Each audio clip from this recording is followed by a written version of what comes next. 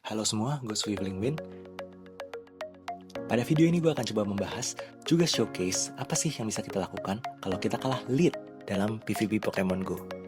Dalam arti, Pokemon pertama kita di counter atau kalah dari Pokemon pertama lawan. Di sini gue akan tunjukkan 3 video di mana gue melawan 3 trainer dari Indonesia, yaitu Isman, Stanley atau Fasten, dan Zakugo yang mungkin salah satunya kalian kenal, pada pertandingan Sylph bertema Toxic Cup. Dan kalau kalian mau tahu Toxic Cup itu apa, kalian bisa lihat di link yang tertera di video ini. Jadi kenapa gue bikin video ini? Karena sebelumnya jujur gue nggak pernah ngerekam battle gue. Dan ketika gue ngerekam, gue nonton ulang, ternyata banyak hal yang bisa gue pelajarin. Jadi gue saranin kalian juga record match kalian, pasti bisa belajar banyak banget. Nah, pertandingan pertama gue melawan Isman. Timnya bisa kita lihat di sini. Gue akan membawa lead Golbat di sini. Kenapa Golbat? Karena Golbat di sini bisa memenangkan match melawan 5 dari 6 Pokemon dia kecuali Steelix. Nah, makanya buat Steelix gue bawa strategi double bodyguard. Double bodyguard itu gue bawa Gliscor, Toxicroak yang akan menjadi bodyguard dari Golbat karena mereka berdua bisa ngejagain Golbat dari Steelix. Dan ternyata Isman ini pintar banget ya, karena dalam 3 match ternyata 3-3-nya ini gue kalah lead. Jadi hal paling penting itu kita harus tahu kelebihan Pokemon kita itu apa. Nah, kalau Golbat, dia punya energi, dia bisa menangin hampir semua matchup. Karena itu di pertandingan ini, Golbat gue ketemu dengan Steelix. Gue isi energi dulu di sini sebelum switch out, karena energi itu penting buat Golbat. Nah, ini gue switch ke Gliscor dan bukan Toxic, dengan harapan kalau misalnya nanti Steelix yang dia switch ke belakang, gue bisa ketemuin antara Toxic gue dengan Steelix dia. Di sini baiknya bagi Steelix adalah kalau dia langsung switch ke counternya Gliscor. Malah gue seneng karena dia habisin energi dia, dan gue beruntung karena dia pakai Earthquake nih, bukan Crunch ya, yang mana nggak ada rasanya kalau ke Gliscor. Selanjutnya dia pun keluarin Golbat, dan sebisanya kita menangin matchup kedua. Tapi di sini gue tahu karena HP gue udah kuning kan, dan tujuan gue di sini berubah, bukan menangin matchup, tapi mengambil sebanyak-banyaknya shield ya. Makanya gue buang shield supaya mancing dia ikutan buang shield. Gue sengaja farm lebih banyak Night Slash di sini. Tujuannya apa? Supaya dia nggak bisa hitung gue udah punya energi berapa. Nah, di sini gue tembak Night Slash 3 kali dan dapat 2 shield dari dia.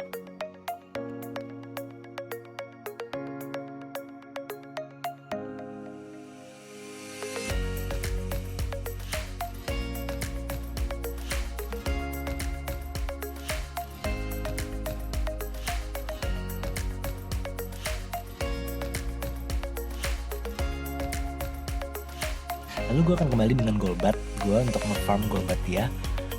Nah, di sini dia charge move dan gue yakin di Shadow Ball karena sebelumnya dia 2 kali buang shield untuk Golbat dia, pasti Shadow Ball yang keluar.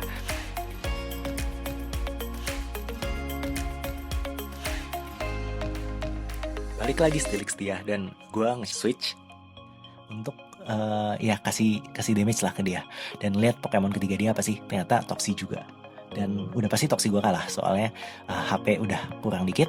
Tapi di sini gue yakin menang karena gitu Golbat gue balik, dia bisa nge-farm. Lalu setelah dia nge-farm Toxic lawan, semua energi yang dari kita kumpulin akan kita pakai. Gue akan tembak Shadow Ball pertama.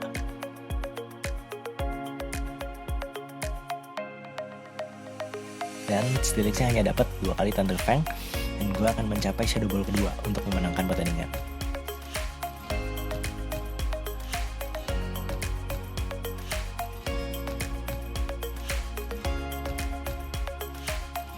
Di pertandingan kedua ini gue akan melawan Stanley, dan kali ini gue akan lead dengan Wormadam ditemani dengan Crustle dan Toxicroak.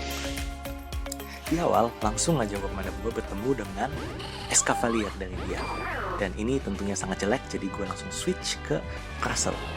Gak banyak orang yang tahu, tapi Crustle ini menang sebenarnya lawan Escavalier karena Crustle bisa 3 kali Rock Slide sebelum dia mati dibunuh sama counternya Escav. Dia pun ikut switch ke Drapion, tapi mungkin karena Crustle ini agak jarang ya orang yang bawa. Banyak yang gak tahu bahwa Crustle juga menang melawan Drapion. Karena itu gue bisa menggunakan apa yang gue udah tulis di samping sini, yaitu memenangkan match kedua. Dan bagusnya lagi buat gue, di sini ternyata gue bukan cuma memenangkan match kedua, Tapi karena mungkin dia nggak tahu moveset gue apa, dan dia nggak tahu secepat apa Crustle bisa mendapatkan X Scissor-nya, dia membuang shield dua-duanya. Posisi gue bagus banget di sini.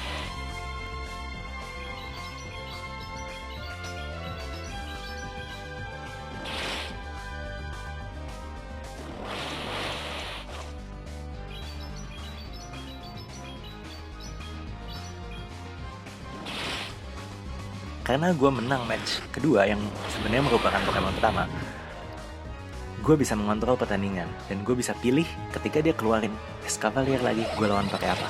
Dan kali ini gue bisa mempertemukan Toxicroak gue dengan Escavalier dia. Tentunya gue shield Toxie gue karena Aerial Ace itu super efektif, dan gue yakin gue bisa charge move duluan sebelum dia Aerial Ace yang kedua.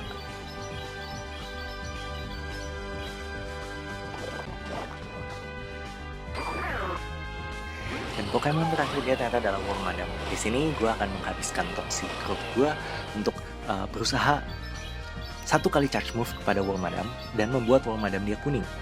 Dengan Wormadam dia kuning, maka Wormadam gue udah pasti akan mengalahkan dia di belakang.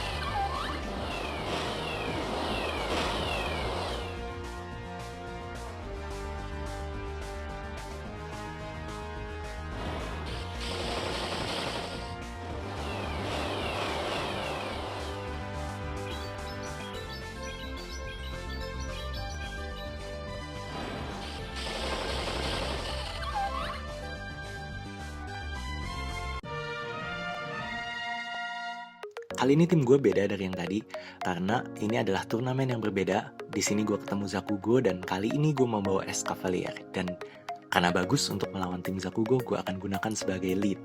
Dan karena Toxicroak sangat berbahaya bagi Escavalier, maka langsung saja gue switch ke Wormadam. Di sini gue beruntung karena dia switchnya agak telat. Wormadam gue berhasil memasukkan 2 kali confusion ke Toxie, dan itu sangat-sangat sakit karena double weakness. Nah, dia juga mirror ya dengan Wormadam. Tapi karena di sini kemungkinan besar gue akan kalah lead. Karena itu gue pancing shield dia di sini seperti taktik kita di game pertama tadi.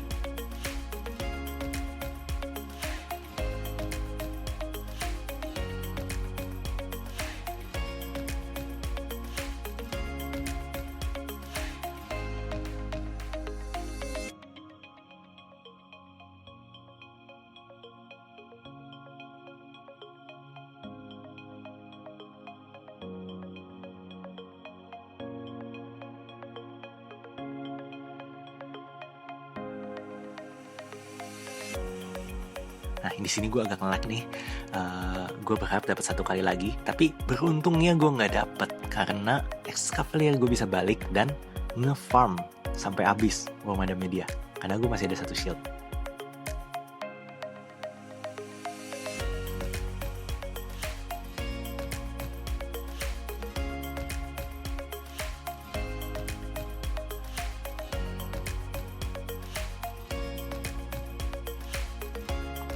Setelah berhasil nge-farm sampai habis, maka gue akan siap menghadapi Toxicroak yang tadi di awal.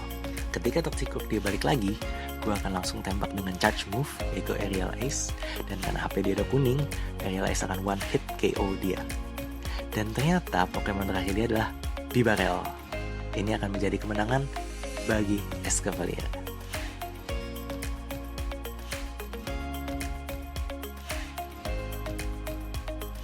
Sekian video dari gue, dan jujur aja ini pertama kalinya gue bikin video untuk YouTube, dan ini berhubung lagi work from home, jadi ada waktu untuk bikin begini.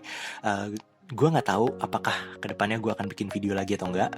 Tapi kalau kalian ternyata ngerasa bahwa video ini quite enjoyable buat kalian, atau ada yang mau ditanyain mungkin, silahkan komen aja.